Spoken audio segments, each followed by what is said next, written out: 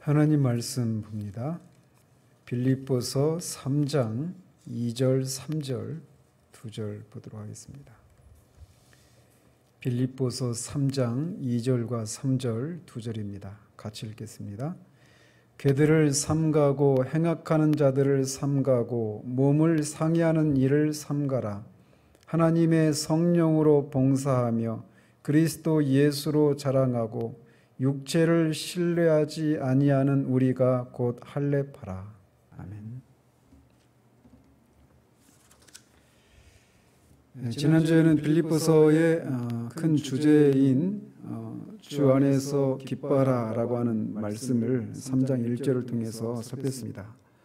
주 안에서 기뻐하는 것이 무엇인지, 또 왜 우리는 주 안에서 기뻐해야 하는지, 또 어떻게 주 안에서 기뻐할 수 있는지 등에 대해서 살펴보았습니다. 사도는 이렇게 빌립보 성도들이 어떤 상황과 이유를 인해서도 항상 주 안에서 기뻐하기를 바라서 이 편지를 썼습니다. 그래서 사도는 그들로 하여금 기쁨을 누리지 못하게 하는 문제들을 지금까지 다루어 온 것입니다. 빌립보 성도들로 하여금 기쁨을 누리지 못하게 하는 요소들이 여러 가지가 있었는데, 첫 번째는 사도가 처한 그 상황 때문이었습니다. 그래서 사도는 비록 자신이 감옥에 갇혀 있고 복음도 전할 수 없는 그런 상황이지만, 나는 어떻게 되든 상관이 없다, 죽을 수도 있는 상황이지만 내가 죽든지 살든지 내 몸을 통해서 그리스도가 존귀하게 되면 나는 그것으로 만족을 누린다라고 하는 그런 생각으로, 그런 속에서도 기쁨을 누리고 있으니까 안심하라 라고 하는 그런 내용을 먼저 다루었습니다.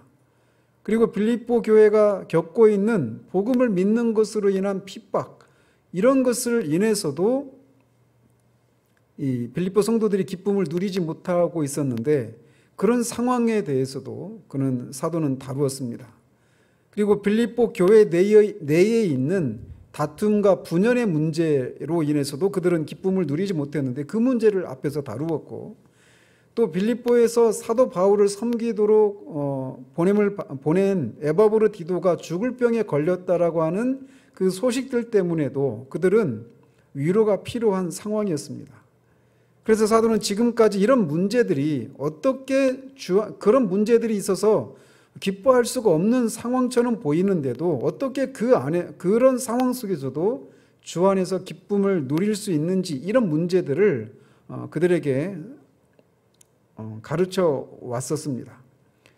그러면서 사도는 여전히 계속해서 빌립보 성도들로 하여금 주 안에서의 기쁨을 누리지 못하게 하는 또 다른 문제를 오늘 본문 이하에서 다루고 있습니다. 그것은 소위 유대주의자들이라고 불렸던 거짓 선생들의 문제 때문에 그들이, 이 빌립보 성도들이 혼란을 겪는 것으로 인해서 기쁨을 누리지 못하는 문제가 있었던 겁니다. 우리가 갈라디아서를 강의하면서도 살폈지만, 초대교회에서 이들 유대주의자들은 교회의 기초를 허무는 매우 위험한 가르침을 베풀었던 거짓 선생들이었습니다. 그들은 사도가 성령의 능력이 동반된 복음을 전하는 결과 세워진 이방 교회들을 찾아가서 사도가 전한 복음으로는 충분하지 않다, 그리스도를 믿는 것만으로는 의롭다함을, 완전한 구원에 이룰 수가 없다라고 말하면서 자신들처럼 할례를 받고 율법을 지켜야만 완전한 구원에 이른다라고 하는 잘못된 가르침을 사도가 세우는 교회마다 찾아가서 그렇게 전하는 것을 통해 교회를 혼란하게 했습니다. 사도는 그들이 전한 이 가르침을 갈라디아서에서는 다른 복음이라고 부르면서, 천사라 할지라도 사도가 전한 복음 이외에 다른 복음을 전하면 저주를 받을 것이다 라고까지 말을 했습니다. 왜냐하면 다른 복음은 기독교를 무너뜨리는 것이고, 개인적으로는 구원을 받은 사람임에도 불구하고 구원의 그 영광과 기쁨을 누리지 못하게 되어서 결국은 그 일을 행하신 그리스도와 하나님께 영광이 온전히 돌려지지 못하는 일들 때문에 그런 말을 했던 것이죠. 그래서 사도는 바로 이 문제를 여기에서도 다루고 있는 겁니다. 자신이 구원받았다라고 하는 것을 알지 못하고서는 주 안에서 누리는 기쁨을 누리는 것은 가능하지 않기 때문에 사도는 이 문제로 기쁨을 누리지 못하고 있는 빌립보 성도들을 위해서 계속해서 그 문제를 다루고 있는 겁니다. 유대주의자들은 자신들이 할례파다라고 주장했습니다. 그러나 사도는 그리스도인이 진정한 할례파라고 이 3절에서 선언하고 있습니다. 그러면서 그는 이 과정을 통해서 그리스도인이, 그러니까 빌립보 교회에 찾아온 유대주의자들의 잘못된 가르침들이 무엇인지, 그들의 가르침을 반박하는 것을 통해서 반박하고 또 동시에 그렇다면 그리스도인은 어떤 사람인가라고 하는 것을 말해주는 것을 통해서 이 짧은 이 두 절 속에서 그리스도인이 어떤 사람인가에 대해서 새롭게 정의를 내리고 있습니다. 사도는 이 주제, 즉 그리스도인은 어떤 사람인가라고 하는 이 주제는 매우 중요하다고 생각하고 있습니다. 그래서 그는 1절에서 내가 너희에게 같은 말을 쓰는 것이 내게는 수고로움이 없고 너희에게는 안전하다라고 말을 합니다. 사도는 그들에게 처음 복음을 전했을 때 그가 이제부터 다루려고 하는 주제들에 대해서 이미 전했었음이 분명합니다. 그래서 그는 그들에게 내가 처음에 너희들에게 전했던 그 말을 다시 반복해서 하는 것이 나한테는 전혀 수고로운 일이 아니다 라고 말을 하는 겁니다. 그리고 이렇게 그가 전에 했던 말을 다시 언급하는 것을 통해서 그들에게, 빌립보 성도들에게 그리스도인이 어떤 사람인지, 다른 말로 말하면 어떻게 구원을 받는지, 즉 유대주의자들의 가르침이 무엇이 잘못되었는가를 밝히는 것을 통해 밝히는 것이 그 빌립보 성도들의 영혼에도 안전하다라고 말을 합니다. 우리가 사도의 이 편지들을 살펴보면 공통적으로 발견되게 되는 그의 가르침의 특징이 나타나는데, 그것은 그가 전했던 가르침을 다양한 형태로 반복해서 말하고 있다는 사실입니다.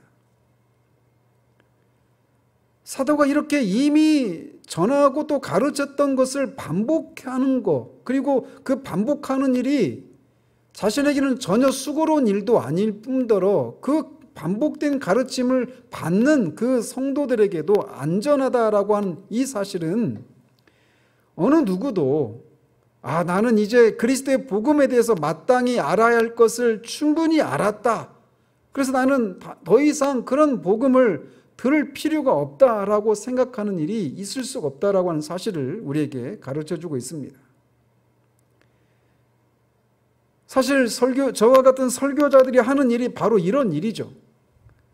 설교자들은 새로운 진리를 가르치는 것이 아니라 성경을 통해 이미 알려진 진리를 새롭게 성령의 도우심을 힘입어서 새롭게 전하는 것입니다. 새로운 진리를 전하는 것이 아니라 새롭게 전하는 거예요. 이미 알고 있는 진리를 말이죠. 왜 그런 일이 반복되어져야 되는가? 머리로는 우리가 마땅히 알아야 할 교리를 알고 있다고 생각할 수 있지만 실제 행동이나 삶을 통해서는 우리가 머리로 알고 있다라고 하는 교리를 제대로 알고 있지 못하다라고 하는 것을 드러내는 일들이 자주 발생하기 때문에 그렇습니다. 그렇기 때문에 우리는 마땅히 알아야 할 진리들을 반복해서 듣고 배울 필요가 있는 것이죠. 사도 바울은 자신이 이제 하려고 하는 이 주제들에 대해서, 즉 이전에 했었기 때문에 이제 반복하고 있는 이 주제들에 대해서 지겹겠지만 조금만 참고 다시 한번 들어보세요 라고 한 그런 태도로 말하고 있지 않습니다. 오히려 이렇게 반복해서 말하는 것이 그들의 영혼의 안전을 보장하고 그로 인해서 주 안에서 기뻐할 수 있기 때문에 자신은 반복해서 그리스도인이란 어떤 사람인가에 대해서 밝히고 있는 겁니다. 그리고 그것을 통해서 빌립보 교회에 들어온 자칭 할례파라고 말하는 그들의 가르침이 얼마나 잘못된 것이고 파괴적인 것인가를 드러내고 그 가르침을 분쇄하고자 하는 것입니다. 이렇게 그는 이 주제를 반복해서 말하는 수고를 마다하지 않는 것을 통해서 이 주제가 매우 중요하다라고 하는 것을 드러내고 있는 겁니다.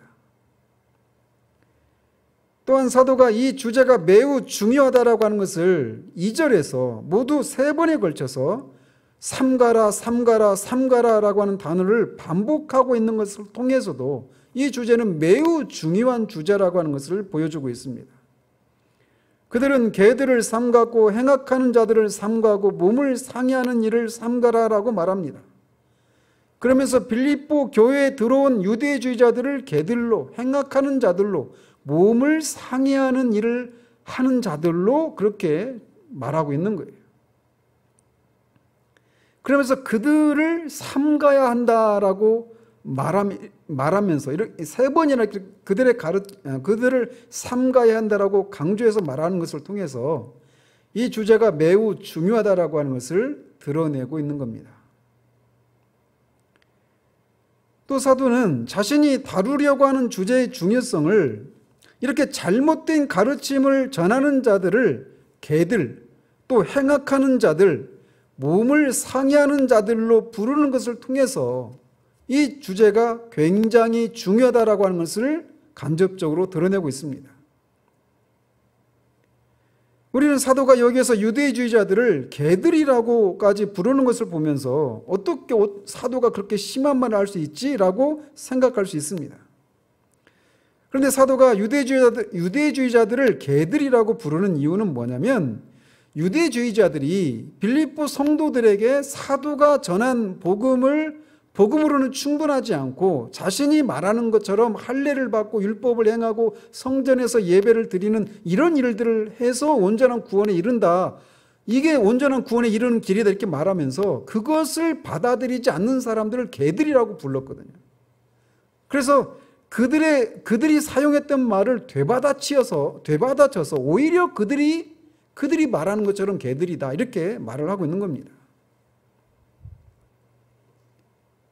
사도의 입에서는 평상시에 이렇게 거친 욕이 나오지 않았습니다. 저는 소위 개혁주의자라고 자처하는 어떤 분이 입만 열면 거친 욕설과 냉소적인 말들을 쏟아내는 것을 본 적이 있어요. 그리고 그분은 지금도 그런 일을 하고 있는 걸로 알고 있어요. 그러면서 자신이 이렇게 그런 말들을 개들이라고 하는 말들, 또 예수님께서 바리새인들을 향해서 독사의 자식들아, 세례요한도 마찬가지고, 또 칼빈도 그 제세례파나 교황주의자들 향해서 막 거친 언사들을 쏟아냈거든요. 그러면서 그분들이 그렇게 했기 때문에 자신도 그렇게 할 수 있다라고 하면서 그렇게 욕을 하고 또 아주 심한 그런 언어들을 사용하는 것을 들은 적이 있습니다. 그런데 이런 용어들은 사도가 여기에서 한 번 했을 뿐입니다. 마찬가지 예수님도 마찬가지예요. 늘 그 용어를 썼던 것이 아니란 말이죠. 또 그분들이 그런 언어를 선택해야만 했던 정황을 무시한 채 그분들이 했으니까 나도 할 수 있다 이렇게 말하는 것은 무지의 소치인 것이죠. 사도는 어쨌든 유대주의자들의 그 말을 되받아쳐서 그들을 개들이라고 불러요. 그리고 사도는 그들을 행악하는 자들이라고 부릅니다. 악을 행하는 자들이라고 부르고 있어요.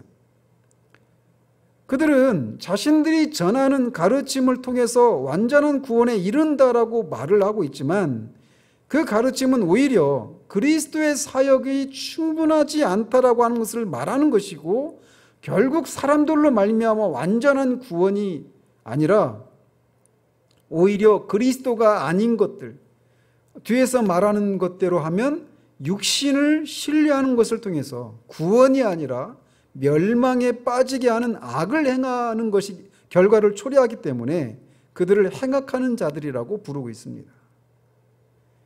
그들은 자칭 구원의 슈퍼 사도가 아니라 악을 행하는 자에 불과하다라고 사도는 그들을 비방하고 있어요. 비난하고 있습니다. 그리고 또한 사도는 그들을 몸을 상해하는 일들을 삼가라라고 하는 말을 통해 몸을 상해하는 자들이라고 부릅니다. 그런데 원어를 보면 잘못된 할례를 행하는 자 이렇게 되어 있어요. 그래서 개역 한글판에서는 손할례당 이렇게 번역을 했죠.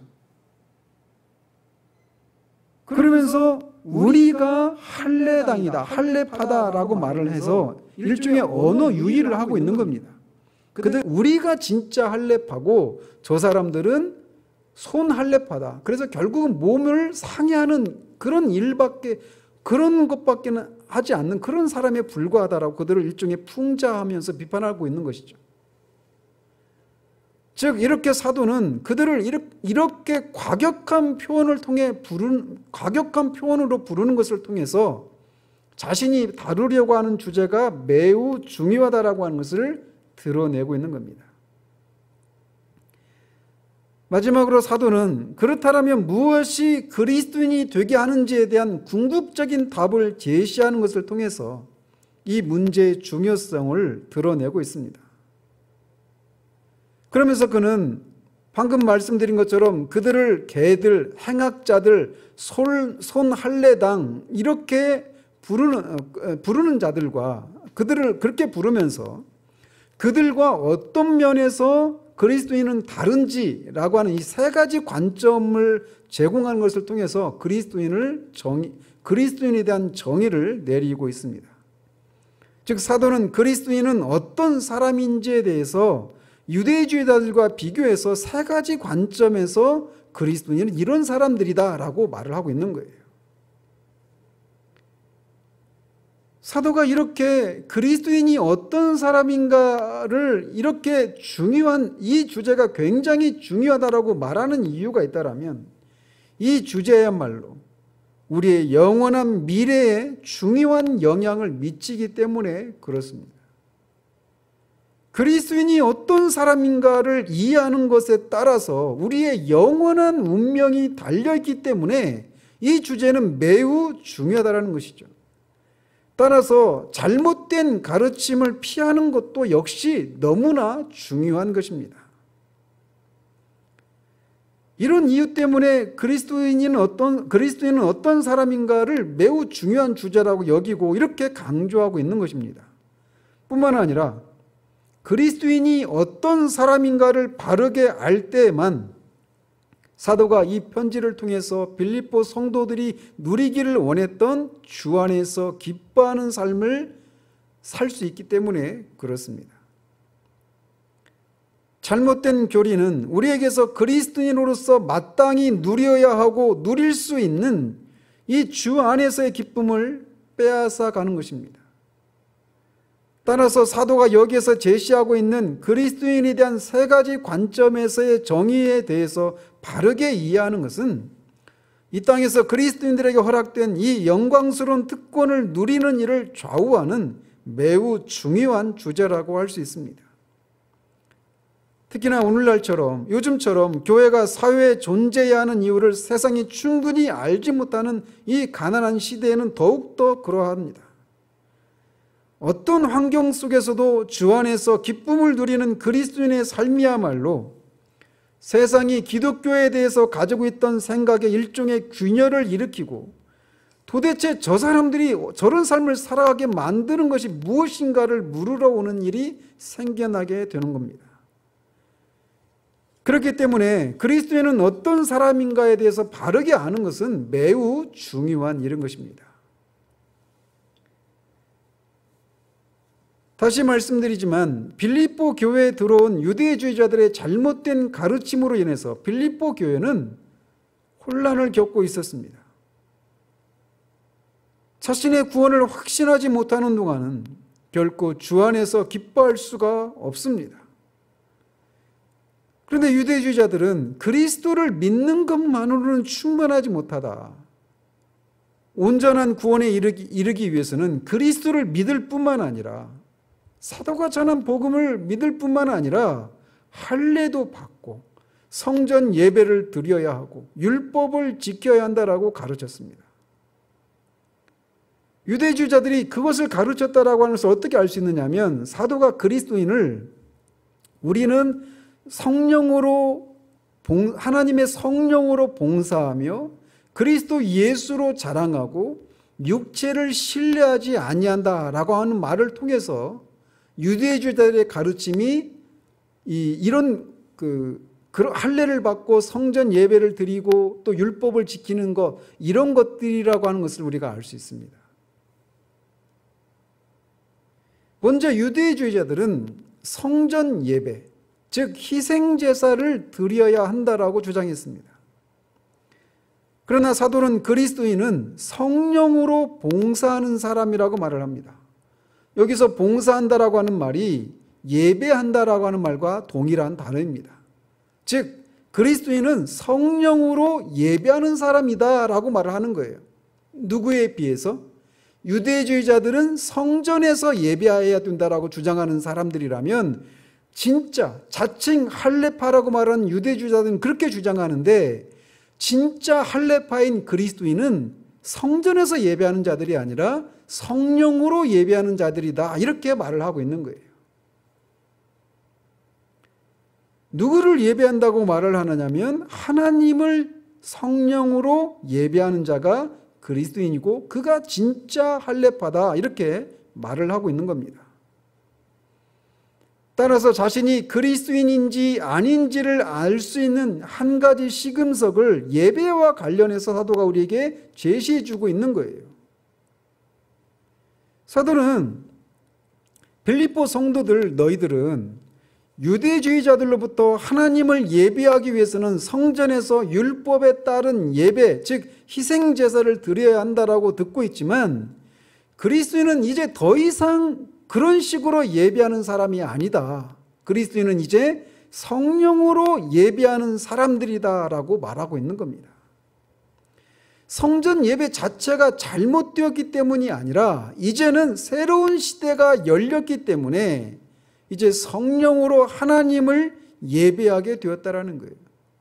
그래서 예수 그리스도께서 사마리아의 그 수가성의 여인에게 예루살렘에서도 말고 사마리아에서도 말고 이제 하나님을 예배할 때가 왔는데 영과 진리로 하나님께 나아가는 자마다 하나님 영이신 하나님을 예배하기 위해서는 영과 진리로 예배를 드려야 한다라고 말씀하셨던 것처럼 그리스도로 말미암은 새 시대가 열렸기 때문에 그리스도인은 그리스도의 그 완전한 희생제사를 그림자로서 보여줬던 성전에서 드리는 희생제사로 드리는 예배를 더 이상 드리지 않아도 된다라고 말을 하고 있는 겁니다. 물론 초대교회 초대교회에서는 유대주의자들에 의해서 이렇게 예루살렘 성전에서 예배를 드리고 또 뭐 할례도 받고 각종 절기도 지켜야 된다, 이런 유혹을 받은 것처럼 우리 시대에 그렇게 직접적으로 이렇게 문자적으로 우리에게 예배를 드리기 위해서는 예루살렘 성전까지 가야 된다, 이렇게 말하는 사람이 없죠. 우리 시대에는. 그렇지만 성전 예배라고 하는 동일한 형식은 아니지만 예배 문제를 생각할 때 예배 형식이나 예전을 강조하는 것을 통해서 오늘날도 예배에 대해서 잘못된 가르침을 전하는 초대교회 유대주의에 해당되는 사람들이 있습니다. 가장 대표적인 예가 있다면 로마 가톨릭에서 미사를 드리는 것을 그리스도의 희생제사를 반복해서 드리는 것이다라고 하는 그런 가르침일 수 있습니다.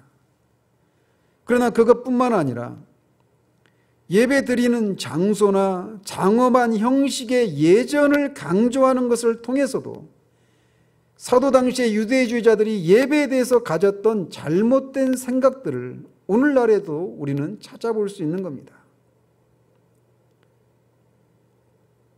예배의 형식을 띠고 예배하는 자리에 참여하면 예배를 드린 것으로 생각하는 이것도 역시 유대주의자들이 성전에서 예배를 드려야 한다라고 하는 것을 말할 때 가지고 있었던 그런 사상을 품고 있는 것이다라는 거죠.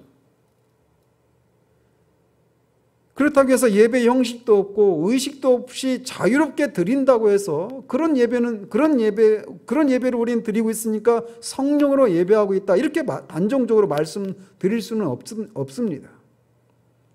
어쨌든 바울이 지금 여기서 그리스도인이라고 하는 사람들은 어떤 특징을 가진 사람이냐?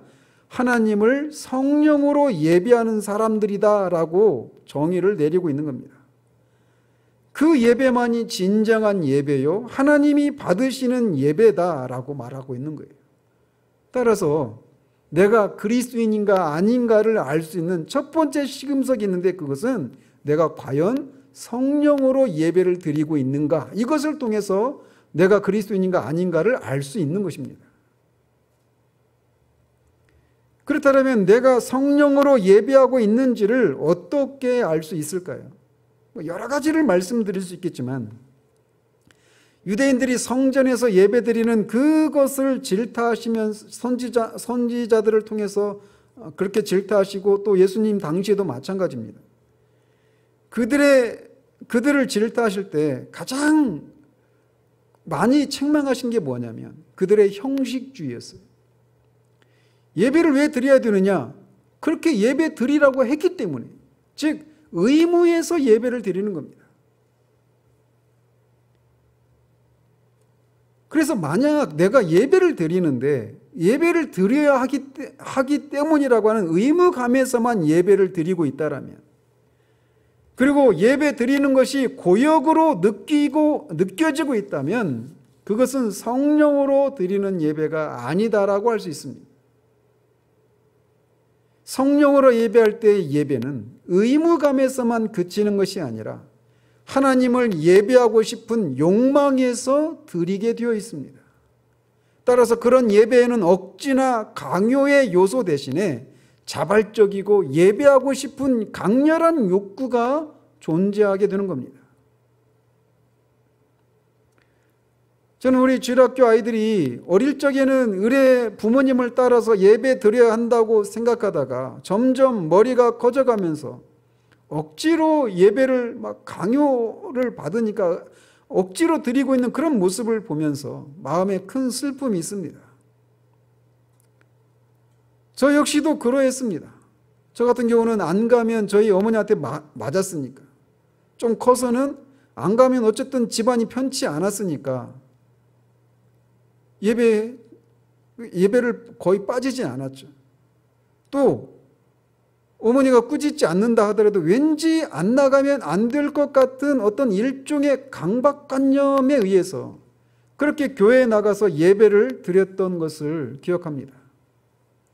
따라서 그렇게 드리는 예배에는 자발성도 없고 제 영혼 깊은 곳에서부터 하나님을 예배하고 싶은 강렬한 욕구가 나와서 그렇게 예배를 드리는 일은 없었습니다. 아예 그런 예배를 그렇게 드려야 한다라고 하는 것 자체를 생각조차 하지 못했습니다.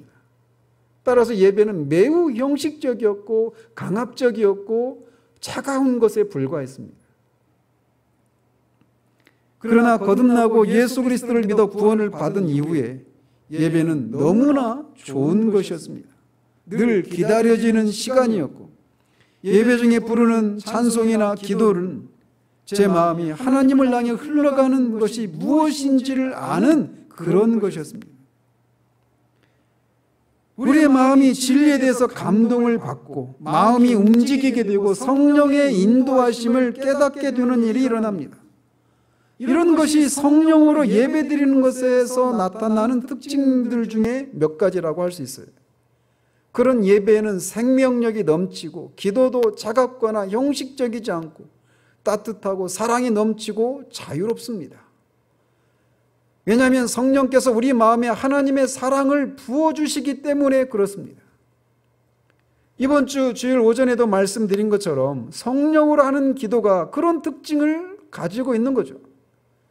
성령님은 진리의 요소들을 생명력 있고 생생하고 실제적이게 만드는 일을 하시기 때문에 그렇습니다.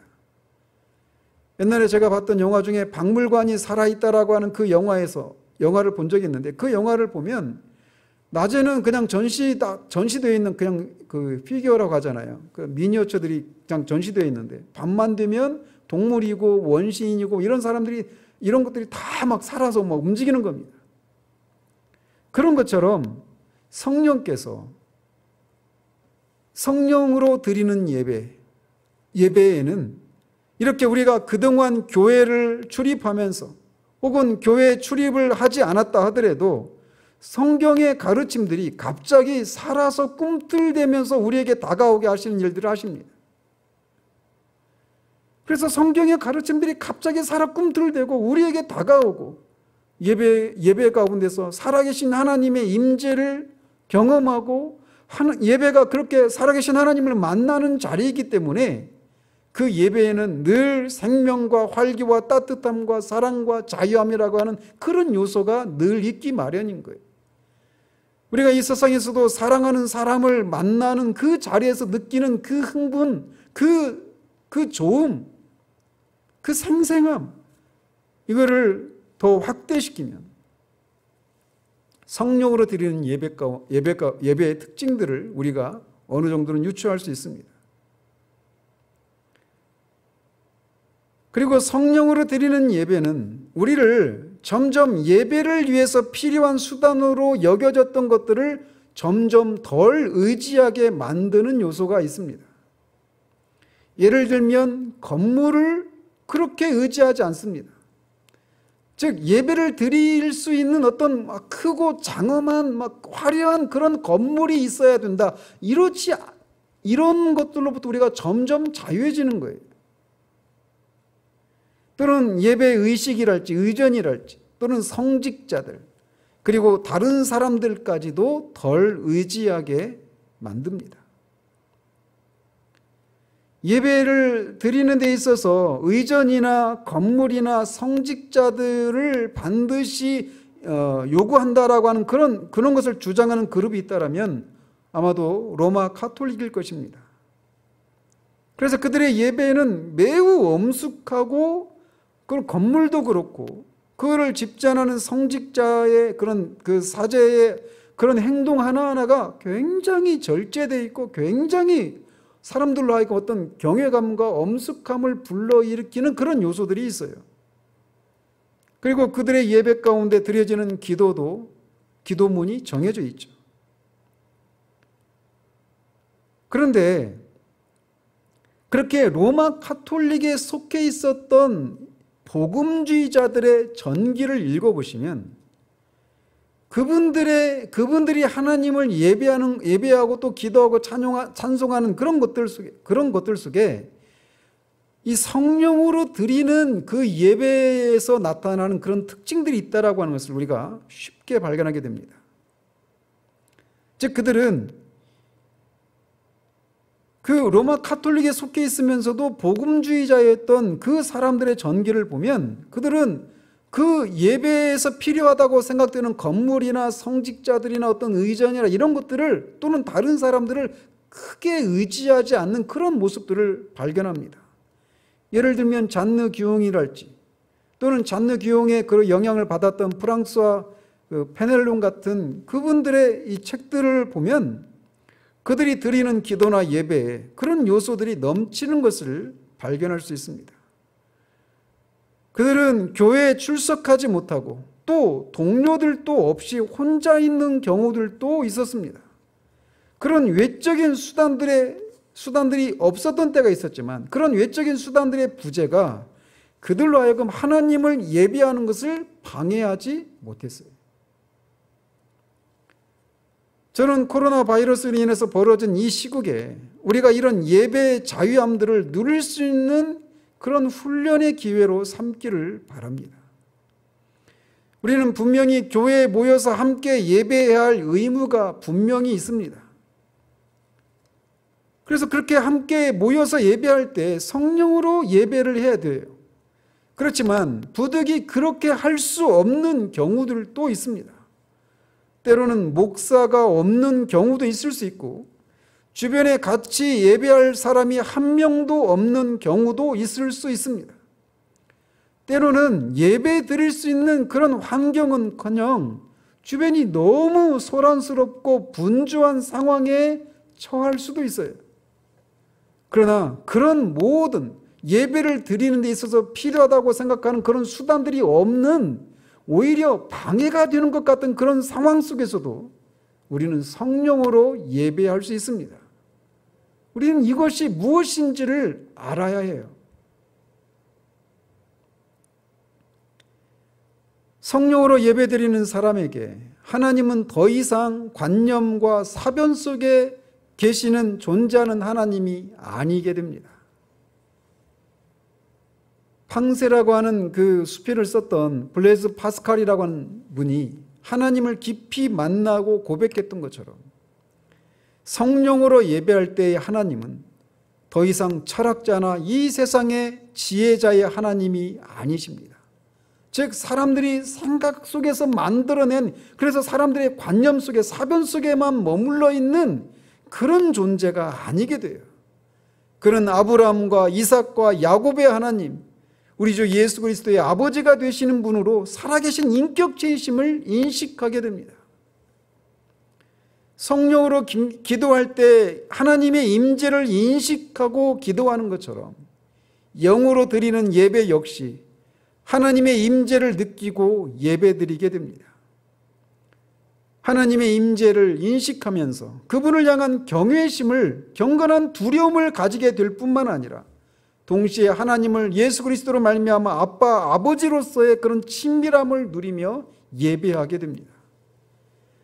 하나님을 향한 경건한 두려움과 아버지 되심을 인한 친밀함이라고 하는 이 두 요소가 성령으로 드리는 예배에는 공존합니다. 하나님은 더 이상 멀리 계시는 분이 아니라 여러분이 제가 여기에 있는 것을 인식하듯이 비록 우리 육신의 눈으로는 보이지 않지만 분명히 살아계신 인격체로서의 하나님을 예배 가운데 인식하게 됩니다. 그런 예배에 어찌 억지나 강요의 요소가 있을 수 있겠습니까?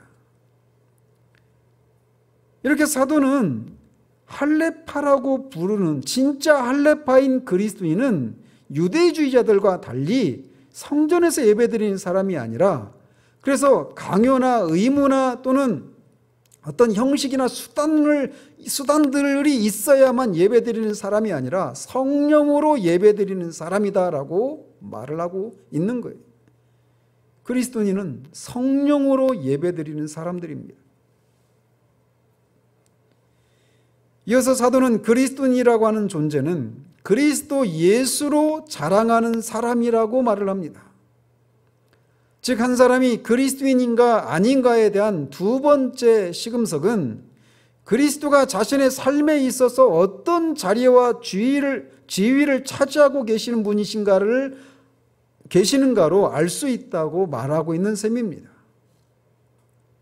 사실 우리가 매일 사용하고 있는 그리스도인이라고 하는 말 자체가, 그리스도인이라고 하는 존재는 그리스도와 그리스도께 속한 사람, 그리스도의 소유가 된 사람이라고 하는 그런 의미가 담겨 있음을 생각할 때 이 두 번째 시금석은 너무나 당연한 것이라고 할 수 있습니다. 그리스도인은 그리스도가 자신의 삶의 전부이고 중심이고 없어서는 안 되는, 그리스도 안에서 자신의 존재를 발견하게 되는 그런 사람이라고 말하고 있는 거예요. 그래서 사도가 뒤에서 그리스도 안에서 발견되려 함이니라고 말을 하는 겁니다. 유대주의자들은 그리스도를 자랑거리로 삼은 것이 아니라 다른 것들을 자랑거리로 삼았습니다. 그들은 자신들이 아브라함의 후손이고 할례를 받고 율법의 의를 따라서 성전에서 예배를 드리고 이런저런 절개와 예배를 드리고 있는 것들을 자랑거리로 삼았습니다. 그리고 이것은 마찬가지로 사도 바울 역시도 그리스도를 만나기 전에 사도에게도 그런 것들이 자랑거리였습니다. 그렇지만 그는 더 이상 그리스도 이외에는 자랑거리로 삼지 않게 되었습니다. 그가 그리스도를 만나고 나서 말이에요. 사도는 여기서 그리스도인은 그리스도를 믿는 사람이다라고만 말하고 있지 않고 그리스도 예수를 자랑하는 사람이다라고 말하고 있는 사실을 주목할 필요가 있습니다. 그리스도를 자랑한다라고 하는 게 무슨 의미일까요? 우리는 이 세상에서 잘 알려진 사람을 우리가 알고 있을 때 그 사람을 우리가 자랑거리로 삼는 것을 통해서 그리스도 예수를 자랑하는 것이 무엇인가를 유추할 수 있습니다. 우리가 알고 있는 사람 중에 유명한 사람이 있다라고 하는 것을 내가 알고 있다는 사실을 알리기 위해서 우리는 얼마나 노심초사합니까? 그 유명한 사람을 알고 있는 것을 자랑하기 위해서 어떻게 하든지 그런 기회를 포착하려고 애를 씁니다. 그래서 자랑거리가 되는 그 자랑하고 싶은 사람을 말할 그런 상황이든 아니든 시도 때도 가리지 않고 어떻게 하든지 내가 그 사람을 알고 있다라고 하는 것을 자랑하려고 애를 쓰죠. 사도가 여기서 단순히 그리스도 예수를 믿는다라고 말하지 않고 자랑하는 사람이 그리스도인이라고 말할 때도 이런 요소가 들어있는 겁니다. 단순히 믿는 것과 자랑하고 기뻐하는 것과는 차이가 있습니다. 자랑한다라고 하는 것은 그리스도가 그에게 모든 것이 되시는 분이라고 하는 것을 의미합니다. 우리가 앞에서 불렀던 찬송가 가사처럼 그가 계시면 나도 있고 그가 없으면 나도 없다고 말할 수 있는 그런 분이 되신다라고 하는 것을 의미하는 거예요. 그분이 우리의 모든 것입니다. 그래서 그분을 자랑하고 그분으로 만족하는 사람이 바로 그리스도인인 것입니다. 그분이 영광을 받으신다면 자신은 어떻게 되든지 상관하지 않겠다라고 하는 생각에 동의를 하고 그렇게 살려는 사람이 바로 그리스도인인 것입니다. 사도 바울이 그랬던 것처럼 말이죠. 물론 이것에 동의를 하고 있음에도 불구하고 때로는 그렇게 살지 못할 때도 있죠. 그리스도인임에도 불구하고 말이죠. 그럼에도 불구하고 나에게 사는 게 뭐냐라고 물어본다라면 그리스도가 나를 통해서 어떻게 하든지 존귀 여김을 받는 것, 그것에서 내 삶의 이유와 목적을 찾는 것입니다라고 말할 수 있다라면 그는 그리스도인인 것입니다.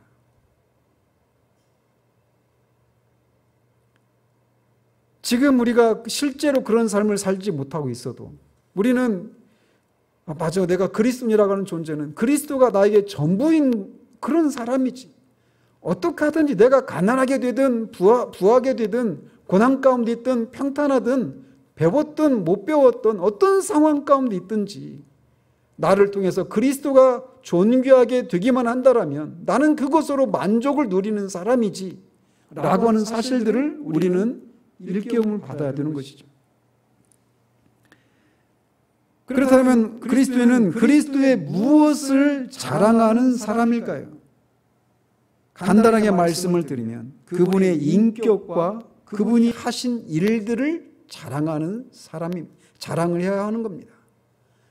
그분은 하나님과 동등이신 하나님, 태초부터 하나님과 함께 하셨던 하나님의 아들, 성자 하나님이십니다. 그분이 인간의 몸을 입으시고 마리아의 몸에서 완전한 몸과 완전한 영혼을 취하셔서 완전한 인성을 취하셨습니다.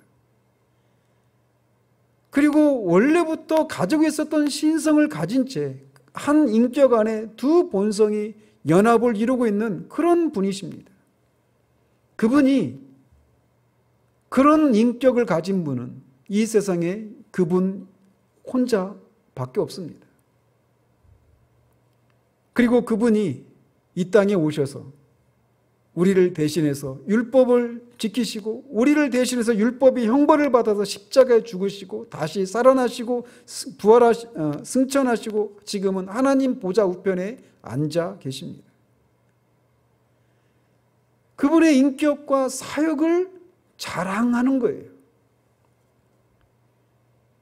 왜 그분의 인격과 사역이 우리에게 자랑거리여야만 할까요? 그것은 그분을 통해서만 아버지 하나님께 갈 수 있기 때문에 그렇습니다. 그분은 우리의 구원에 필요한 모든 것을 주시기 때문에 그렇습니다.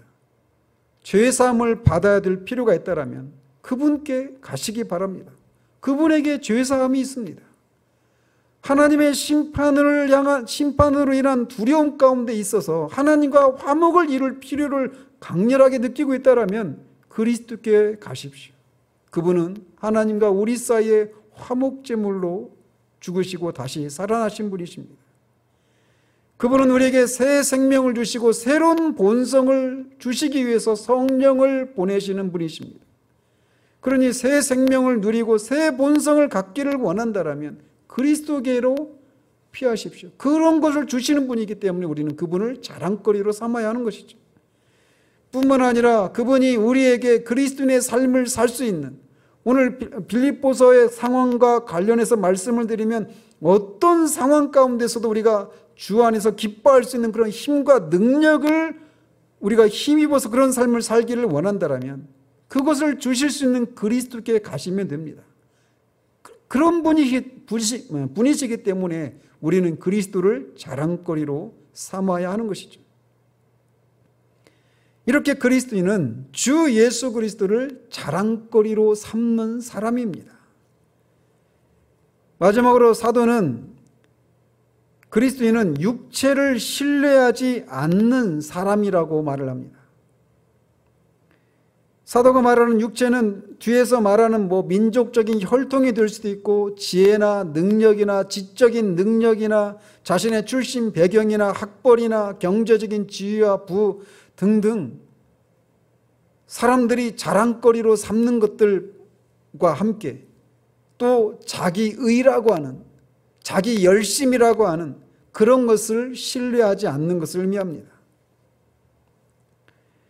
왜 그리스도인들은 이런 육체를 신뢰하지 않을까요? 그것은 사도가 뒤에서 말하고 있듯이 이런 것들이 오히려 해가 되기 때문에 그렇습니다. 어떤 면에서 이런 것들이 오히려 해가 될까요? 이런 것들을 신뢰하고 있는 동안은 그리스도를 찾지 않기 때문에 해가 되는 겁니다. 이런 것들을 신뢰하고 이런 것들을 자랑거리로 삼는 동안, 이런 것들을 의지하고 있는 동안 우리는 그리스도를 찾지 않고 마치 그런 것들이 하나님 앞에 나를 세워줄 수 있을 것처럼 우리가 속아서 결국은 영원한 심판 때 아무런 준비 없이 서게 되기 때문에 그리스도인들은 이런 것들을 신뢰하지 않는 겁니다. 그러면서 이렇게 그리스도인은 성령으로 예배하고 그리스도 예수로 자랑하고 육체를 신뢰하지 않는 사람들인데 바로 이런 사람들이 진짜 할례파라고 사도는 말을 합니다. 할례파라고 그렇게 말하는 것은 유대주의자들이 자신들이 할례파라고 말하고 있기 때문에 이런 용어를 사용하는 거예요. 그들이 진짜 할례파라고 말하는데 그들은 실상은 손 할례파다, 몸을 상하게 하는 자일 뿐이다.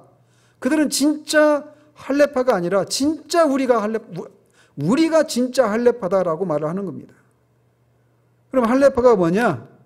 하나님께서 아브라함과 이삭과 야곱에게 약속하시고 이스라엘 백성들을 통해서 오랜 세월을 거쳐 전달되고 이제 우리에게까지 적용되는 그 약속들을 통해서 주시고자 하셨던 그 모든 특별한 약속들을 받을 하나님의 백성들을 가리킵니다.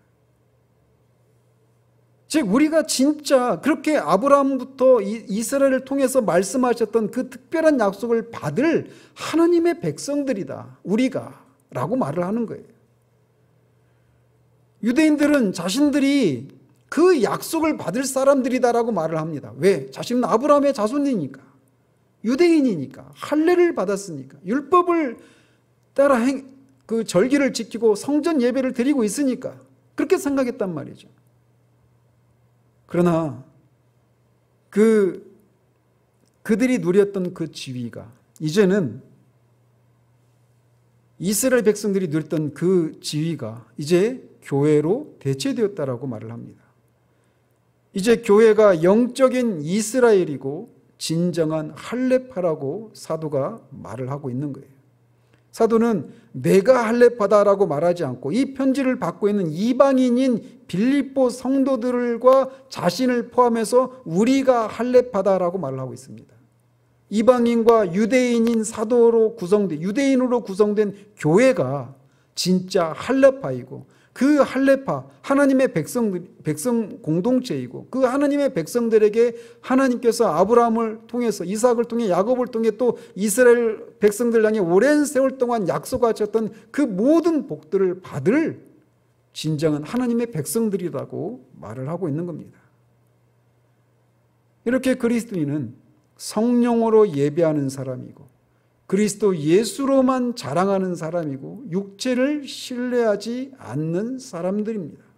우리가 그런 사람들입니다. 그리고 그런 자들에게 약속하신 할례파들에게 약속하신 그 복을 우리가 장차 누리게 될 사람들이라고 사도가 말을 하고 있는 겁니다.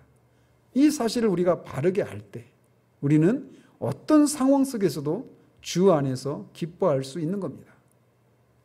그런 은혜가 우리에게 있기를 우리 주님 이름으로 축원드립니다. 기도하겠습니다. 하나님 아버지, 사도가 유대주의자들에 의해서 그리스도인이 어떤 사람인가에 대한 혼란을 겪고 있어서 주 안에서 기쁨을 누리지 못하는 빌립보 교회에게 그리스도인은 어떤 사람인가를 세 가지 관점에서 정의를 내린 내용들을 우리가 살폈습니다. 그리스도인은 유대주의자들과 달리 성전에서 예배하는 자들이 아니라 성령으로 예배하는 자들이고, 세상에 속한 것들을 자랑하고 자신의 혈통을 자랑하는 것이 아니라 그리스도 예수만을 자랑하고 육체를 신뢰하지 않는 그런 사람들이라고 하는 사실들을 우리가 살폈습니다. 그런 자들이 진짜 할례파여서 하나님의 백성들에게 약속하신 그 특별한 약속을 상속할 상속자들이라는 사실들을 우리가 살폈습니다. 그 사실, 그런 복을 누릴 사람들이 우리 자신이라는 사실들을 우리가 기억하고 어떤 상황 속에서도 우리가 흔들리지 아니하고 주 안에서 기쁨을 누리는 삶을 살아가는 것을 통해 하나님께 기쁨을 드리는 우리들 될 수 있도록 주님 도우시기를 원합니다. 예수 그리스도 이름으로 기도합니다. 아멘.